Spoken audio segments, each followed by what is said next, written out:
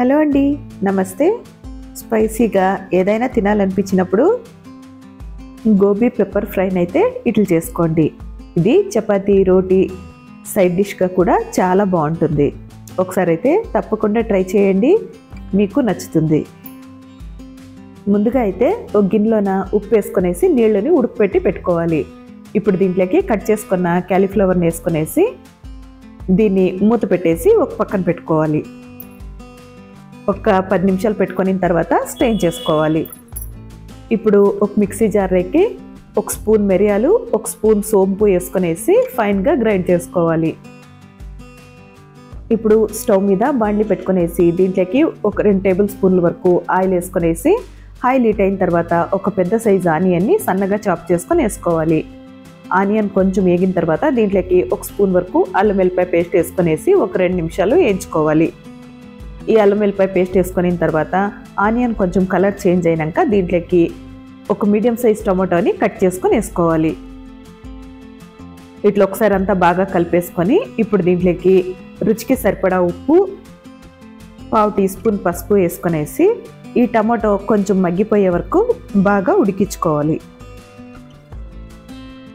ఉప్పు పసుపు వేసుకునేసి ఒకసారి అంతా బాగా కలుపుకొని టమాటో కొంచెం మగ్గిపోయిన తర్వాత ఇప్పుడు దీంట్లోకి 1 స్పూన్ వరకు ధనియాల పొడిని వేసుకుంటున్నాను. అట్లే దీంట్లోకి 1 స్పూన్ వరకు కారం వేసుకుంటున్నాను. దీంట్లోకి మిరియాల పొడి వేసుకుంటాం కాబట్టి కారం ఎంత కావాలో చూసుకొని వేసుకోవాలి. నేనైతే దీంట్లోకి ఒక చిన్న స్పూను కారం అయితే వేసుకుంటున్నాను.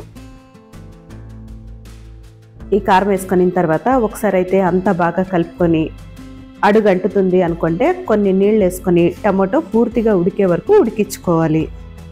ఈ ఫ్రై అయితే ఘాటుగా కారంగా చాలా టేస్టీగా ఉంటుందండి. చపాతీ రోటీలకి అయితే చాలా బాగుంటుంది. ఇట్లా కొన్ని నీళ్ళు వేసుకొని టమాటో బాగా కుక్ అయ్యే వరకు కుక్ చేసుకున్న తర్వాత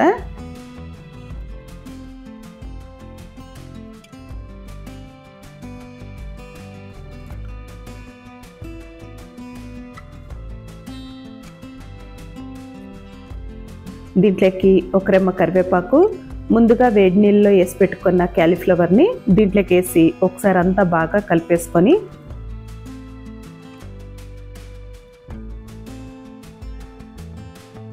ఇది ఇట్లా బాగా కలుపుకున్న తర్వాత దీంట్లోకి ముందుగానే గ్రైండ్ చేసి పెట్టుకున్న మిరియాల పొడిని 1 స్పూన్ వరకు వేసుకుంటున్నాను.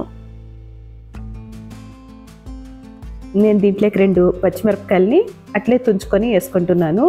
మీకు వద్దు అనుకుంటే స్కిప్ చేసుకోండి, కారం సరిపోతుంది అనుకుంటే.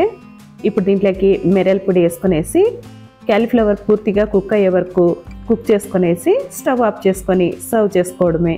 అంతేనండి, ఈజీగా గోబీ పెప్పర్ ఫ్రై అయితే రెడీ అయిపోతుంది. ఇది చపాతీ, రోటీ దేంట్లోకైనా చాలా బాగుంటుందండి. ఈ వీడియో మీకు నచ్చితే లైక్ చేసి, షేర్ చేసి, సబ్స్క్రైబ్ చేసుకోండి.